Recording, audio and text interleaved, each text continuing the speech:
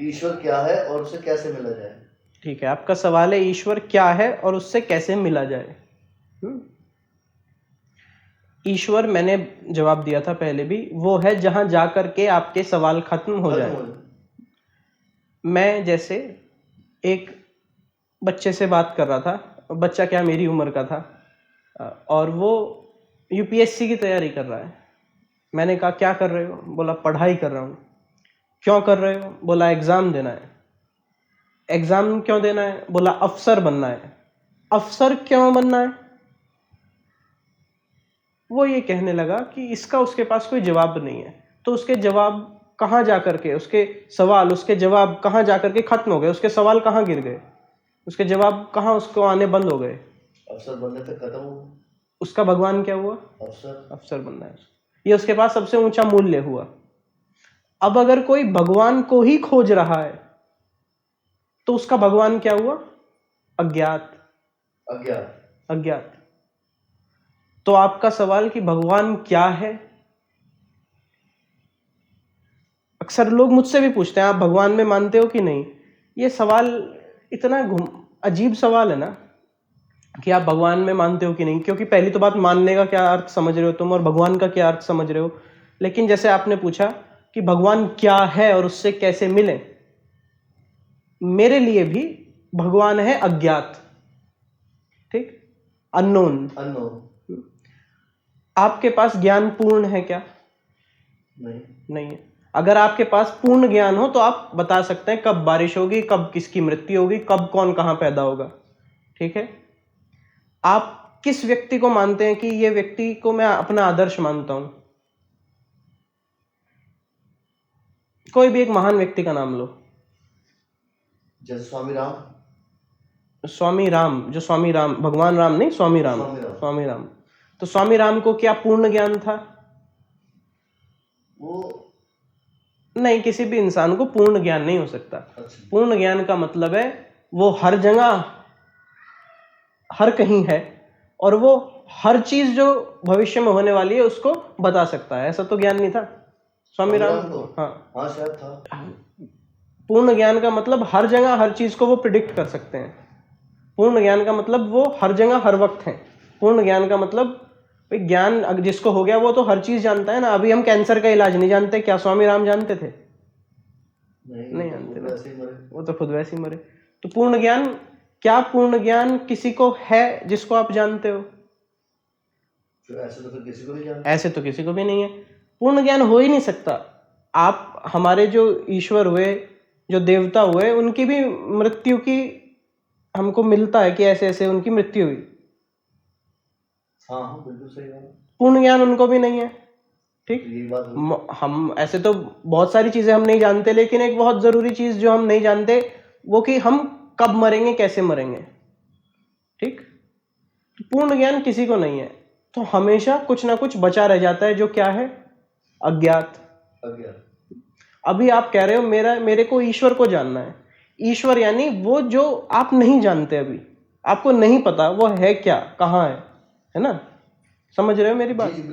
जहां मेरी बात समझ में आनी बंद हो जाए, या जहां आपको लगे कि मैं अपने शब्दों को गोल घुमा रहा हूं, क्योंकि अक्सर लोगों को लगने लगता है, तो आप मुझे टोक देना कि देखो यहां समझ में आनी बंद होगी बात। हमने कहा ईश्वर वो है जहां जाकर के आपके पास सवाल जवाब खत्म हो जाते हैं। ठीक है, तो हर किसी का अलग ईश्वर है। कोई मंदिर जा रहा है, कोई कहीं भी जा रहा है, उससे फर्क नहीं पड़ता। आपके सवाल कहां आकर के खत्म हो जा रहे हैं। गुड क्या है आपके लिए? गुड मतलब अच्छा क्या है आपके लिए? कोई इंसान मान लो जुआ खेल रहा है, वो भले ही मंदिर जाए, भले ही मंदिर क्यों जाए, चर्च जाए, या और किसी भी धर्म का हो सकता है,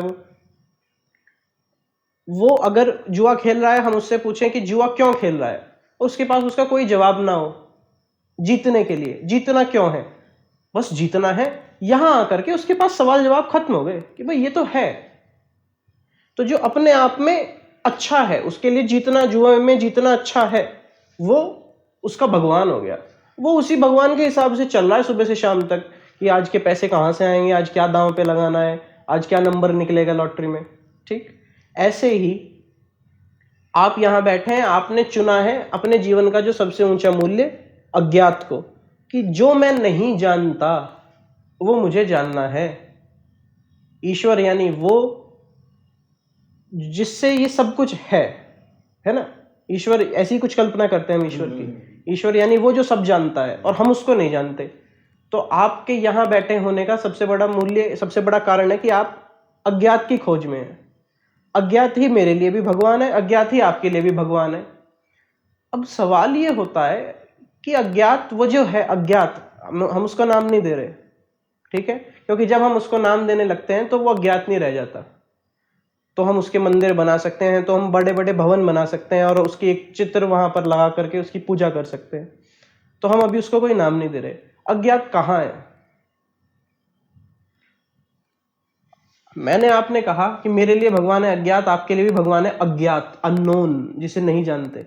अब सवाल ये उठता है आपका दूसरा जो हिस्सा है सवाल का कि कहाँ मिले, कैसे मिले।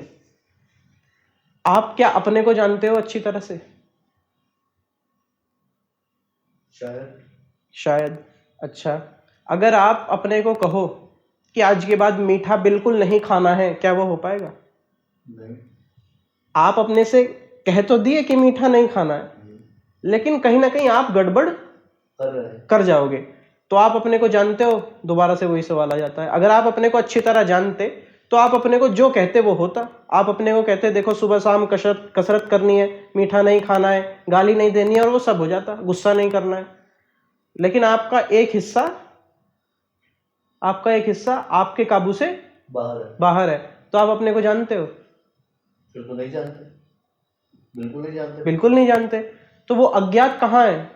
आपके भीतर का एक हिस्सा अज्ञात है ना आपसे, जिसको आप नहीं जानते।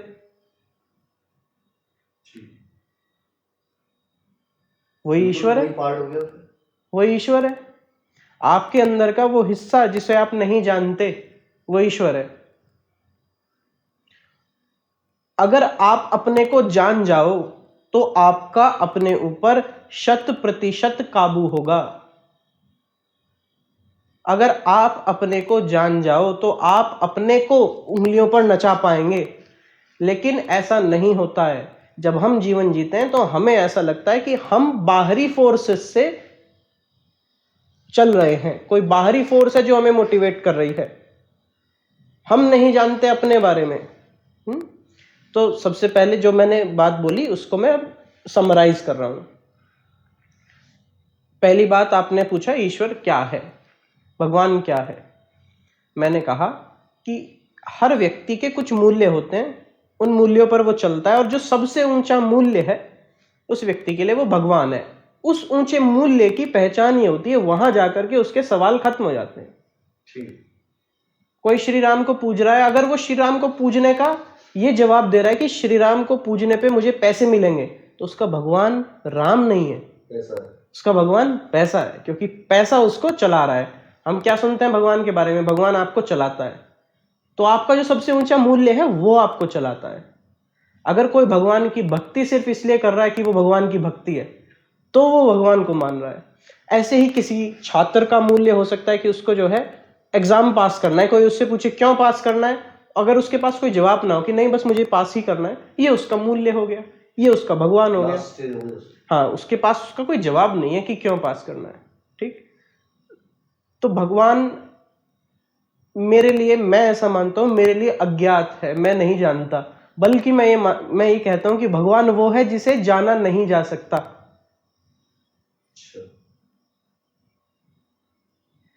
अब आप अपने भीतर खोदते जाओ, जैसे जमीन खोदते हैं ना। ये मैंने किया, ये क्यों किया, वहां बैठ के मुझे गुस्सा क्यों आया। देखते जाओ विचारों को, खोदते जाओ अपने अंदर। एक ऐसा तल आएगा, उसके नीचे नहीं खोद पाओगे, वो भगवान है मेरे अनुसार। बाकी दुनिया कुछ भी कहती रहे, मुझे कोई मतलब है नहीं। ठीक। सवाल जवाब समझ में आया? कोई गड़बड़ी तो नहीं? बिल्कुल नहीं, सीधा सीधा जो अज्ञात का है कि जितना जो आखिरी मुकाम है उसका सवाल का या किसी भी चीज का, तो उसे ही ईश्वर कहा जाएगा। ईश्वर कहा जाएगा। नहीं, जैसे मुझे ये रहता है कि मुझे क्या करना चाहिए, व्हाट आई डू, कि भाई मुझे सिंपल सा फंडा मेरी लाइफ में बिल्कुल। अब मुझे आप वो समझ लीजिए अननोन, जिसे कहते हैं बेवकूफ आदमी, कि मुझे, मैं कमाता रहूं, मैं क्या नाम है, वो सवाल वैसे छोटा ही है, बहुत छोटा ही है, कि मुझे जीवन में क्या करना चाहिए, किस तरीके से जीना चाहिए, किस तरह जीवन यापन करना चाहिए। तो क्या आपकी जो स्थिति है वो ये है कि जीवन के 40-50 वर्ष आप निकाल चुके हैं जी 58 58। पैसे की कोई ऐसा नहीं है कि कमी है, तंगी है, कोई दिक्कत कोई तंगी नहीं है। सवाल अब ये आता है कि अब मैं आगे क्या करूं। ठीक है, जी। ये आपका सवाल नहीं है। बहुत से लोग मुझसे पूछते हैं आप ही की उम्र के 60 के 70 के कि अब क्या करें, अब क्या करें? हमारे पास पैसा आ गया, हमारे बच्चे सेट हैं।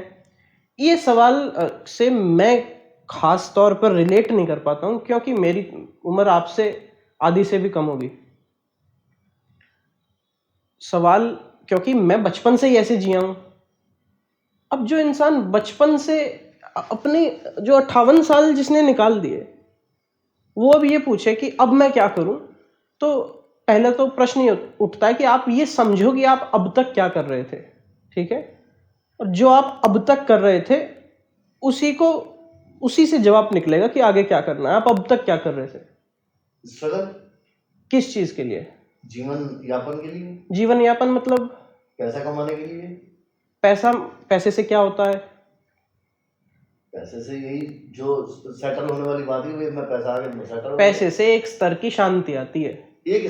एक स्तर की शांति हाँ, आती है। अगर वैसे शांति नहीं आपके पास पैसा ना होता तो हम यहाँ बैठे ना होते। जी जी जी, ऐसे भी कैसे। अब तक शांति ढूंढ रहे थे हाँ, पैसे के रूप में। नहीं शांति, उस टाइम तो शांति नहीं ढूंढ रहा था, उस टाइम आप रोटी ये ढूंढ रहा था। यही फर्क आ जाता है। रोटी ढूंढ रोटी, अगर आपको मैं भूखा रखूं 4 दिन और कहूं कि किस चीज की भूख लगी है, आप कहोगे रोटी की, मैं कहूंगा शांति की। बस इतना ही फर्क है मेरी आपकी बातों में। हाँ बिल्कुल, अब समझ गया। समझ गए? समझ गया। बात एक ही, दोनों रोटी है, शांति है। हाँ, एक इंसान जो पैसा ढूंढ रहा है वो क्या ढूंढ रहा है? शांति। एक इंसान जो रोटी ढूंढ रहा है वो क्या ढूंढ रहा है? शांति, रोटी खाने के बाद। अब आपको क्या करना चाहिए आगे? जिस स्तर की शांति को पा चुके हो, पहली तो बात, वो स्तर की शांति खोए नहीं। पैसा कमाना अलग बात है, और उससे भी ज्यादा मुश्किल होता है पैसे कमाने से। जितना कमा लिया उतना बना रहे, मेंटेन रहे, बच्चे ना खो दें, हम ही ना खो दें कोई ऐसा काम करके। तो जिस स्तर की शांति को पा चुके हो, वो स्तर की शांति मेंटेन रहे। और अगला सवाल ये है, इससे भी कोई ऊंची शांति है क्या? जो मैंने सुना वो शांति तो यही है कि ईश्वर के रास्ते पे लगना, भजन कीर्तन, अब वो आत्मा परम ब्रह्म का ज्ञान। वो ईश्वर का जो वो रास्ता है, आप अलग अलग गुरुओं के पास जाओगे, वो बिल्कुल आपको लिखित में दे देंगे कि भाई देखो ये रास्ता है, ऐसा करना है, मिल जाएगा ईश्वर। मैं पहली तो बात कोई संत नहीं हूं, दूसरी बात मेरे पास ऐसा कोई लिखित रास्ता नहीं है। आपको अज्ञात का पीछा करना है।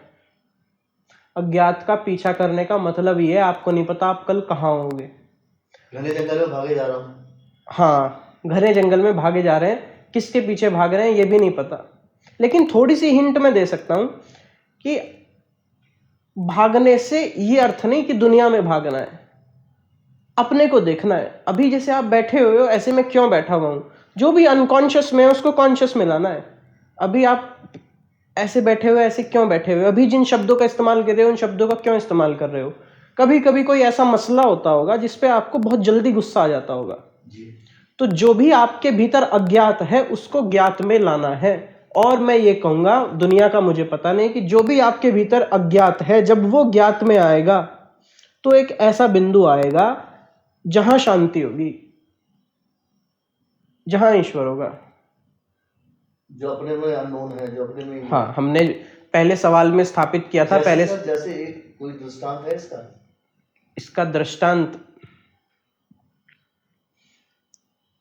इसका दृष्टांत तो मिल जाएगा आपको, रामायण में मिल जाएगा। गंगा के बारे में जानते हो? गंगा का नाम सुना है? हाँ। क्या है गंगा? नदी है। कैसे आई पृथ्वी पर वो? भागीरथ लाए। कैसे लाए? तपस्या से। क्यों लाए? अपने पितरों के उद्धार के लिए। पितरों के उद्धार के लिए, ठीक, बिल्कुल ठीक। पितरों को क्या हुआ था? मैं आपको कहानी बताता हूँ इसकी। कहानी में हो सकता है थोड़ा बहुत इधर हेर फेर हो जाए, क्योंकि मुझे तो पता नहीं था ये कहानी में बोलने वाला हूँ। कहानी ये है कि सगर राजा थे, ठीक है। उनकी 2 रानियां थी, एक से शायद उनके 60,000 पुत्र थे और एक से एक था, ठीक। वो हवन कर रहे थे।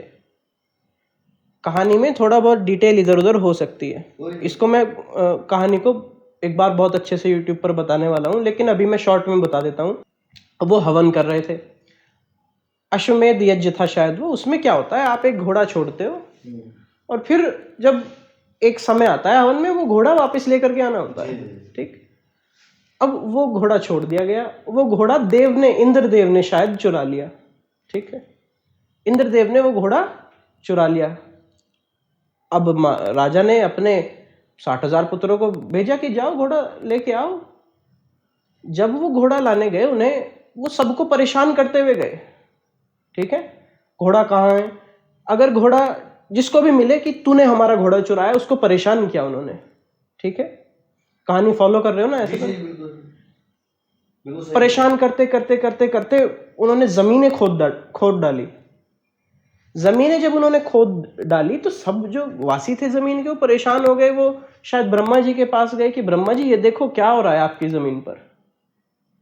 तो ब्रह्मा जी ने कहा इनका नाश तो निश्चित है, ये कोई बात आज से नहीं, ये तो पहले समय से चलती आ रही है, इनका नाश निश्चित है। ऐसा हो जाता है कि उनको वो घोड़ा तो मिल जाता है जमीन के नीचे पाताल लोक में, लेकिन घोड़ा मिलने पर वो घोड़ा, क्योंकि देव ने ही चुराया होता है, वो देव पे ही गुस्सा कर जाते हैं जिस देव ने वो घोड़ा चुराया होता है। तो वो सारे भस्म हो जाते हैं। क्या हो जाते हैं? भस्म हो जाते हैं। घोड़ा कहाँ मिला? जमीन खोदने पे, ठीक है। अब राजा अपने दूसरे बेटे को भेजता है। दूसरा बेटा जिसको भी मिलता है उसको चोर नहीं बोलता, सबसे अच्छे से बात करता है, ठीक है। सबसे अच्छे से बात करने के बाद वो भी उसी रास्ते पे चलता है जिस रास्ते पे वे 60,000 पुत्र चले थे, और फिर उसको वो घोड़ा मिल जाता है, ठीक। तो पहला आपका दृष्टांत, इसका अर्थ क्या है? इसका खोदना पड़ेगा अपने भीतर। अपने भीतर वो घोड़ा है जो हवन में चुराया गया, ठीक है। अंग्रेजी का एक एक्सप्रेशन है, जब भी आप कोई समस्या में फंस जाते हो तो वो बोलते हैं, अंग्रेज बोलते हैं कि वी हैव टू डिग इन, हमें थोड़ा खोदना पड़ेगा, ठीक। हिंदी में पता नहीं ऐसा है कि नहीं। तो रामायण में ये लिखा हुआ है, रामायण में दृष्टांत है कि आप जो है थोड़ा खोदो, आपको वो घोड़ा मिल जाएगा जो हवन में जिसका होना वापस लाना, जिसका जरूरी है, जिसकी मदद से हवन पूरा होगा। आपका जीवन क्या है? एक हवन है, लेकिन हवन से कुछ छूट रहा है, और वो जो आपके जीवन से कुछ छूट रहा है वो देवों के पास है, और आपको वो लाने के लिए खोदना होगा। लेकिन खोदते वक्त आपका एटीट्यूड ऐसा नहीं होना चाहिए परेशानी वाला, गुस्से वाला, वरना आप भस्म कर दिए जाओगे। जिस तरह आपके माता पिता, आपके पुरखे भस्म कर दिए गए हैं अगर उनको मोक्ष नहीं मिला है। अभी आपके पुरखे तो जिंदा नहीं होंगे, हो सकता है पिता जिंदा हो, उससे पहले तो कोई भी जिंदा नहीं होगा। तो वो क्या है? वो अब राख है। और अगर उनमें से किसी को मोक्ष नहीं मिला होगा तो उनका भी जो एटीट्यूड है वो क्या रहा होगा जीवन के प्रति, वैसे ही 60,000 पुत्रों वाला रहा होगा। लेकिन फिर एक पुत्र ऐसा आता है जो सही से जाता है, घोड़े को वापस लेकर आता है, उसका एटीट्यूड अच्छा होता है, उसका स्वभाव अच्छा होता है, और जब वो घोड़े को वापस लेकर के आता है तो उसको उन अपने पुरखों की, अपने 60,000 ख्याल रहता है, उसका पड़ी रहती है कि हाँ ये जो मेरे इनको मोक्ष कैसे मिलेगा। तो गरुड़ होते हैं, गरुड़ देव उसको बताते हैं कि देखो इनको मोक्ष तब मिलेगा, आप ना प्रार्थना करके गंगा को पृथ्वी पर लाओ।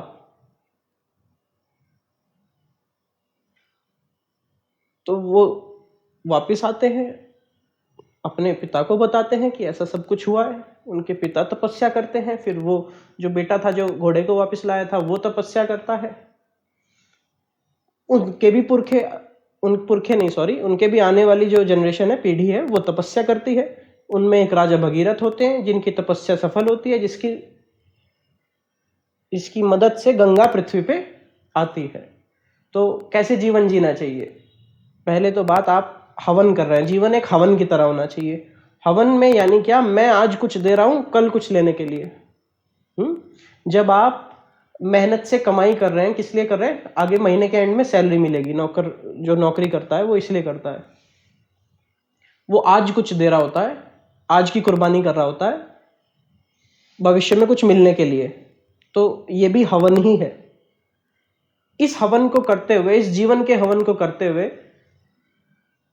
कुछ हमसे है जो छुपा हुआ है, जिसको वापस लाने के लिए हमारा एटीट्यूड सही होना चाहिए। और वो आने के बाद हमारे को एक गंगा शुरू करनी चाहिए ज्ञान की। जैसे आप ओशो का नाम ले रहे थे, तो ओशो ने जो भी किया, जैसा भी उनका जीवन रहा, एक ज्ञान की गंगा शुरू की कि नहीं, जो अब तक बह रही है। उसमें कोई शक नहीं। आज भी उनके जगह जगह पे कम्यून है, लोग जा रहे हैं, किताबें पढ़ रहे हैं। ऐसे ही, ये तो खैर बाद की बात है, लेकिन आपका जो दृष्टांत आपको मिल गया ना, एग्जाम्पल। अपने भीतर खोदो, घोड़े को वापस लाओ, हवन पूरा करो, हवन पूरा हो जाए, ज्ञान की गंगा शुरू करो। और उस ज्ञान की गंगा में वे लोग जो मोक्ष तक नहीं पहुंच पाए, उनका तर्पण होगा। देखिए कितनी प्यारी बात रामायण में कही गई है, लेकिन हम उसको समझते नहीं है। हम ये सोचते हैं ऐसा असली में हुआ था।